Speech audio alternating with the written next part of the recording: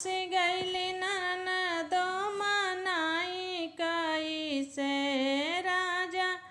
रुस गैली ननदो मनाई कैसे बिनु ननद के मुड़न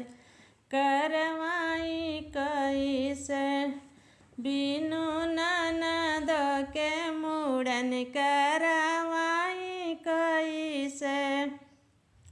अपनी बहिनिया के अपने मनाई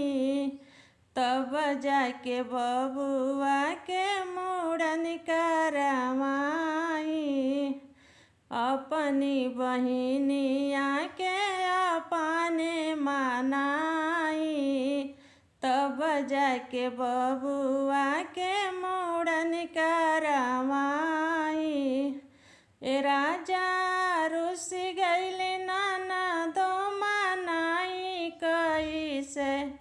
बिनु ननद के मुड़न करवाई कैसे बिनु ननद के मुड़न करवाई कैसे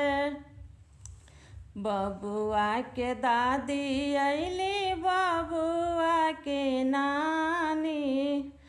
बबुआ के दादी अइली बबुआ के नानी दोनों जने के पियरी पहनावे के पड़ी राजा तब जाके मुड़न करवावे के पड़ी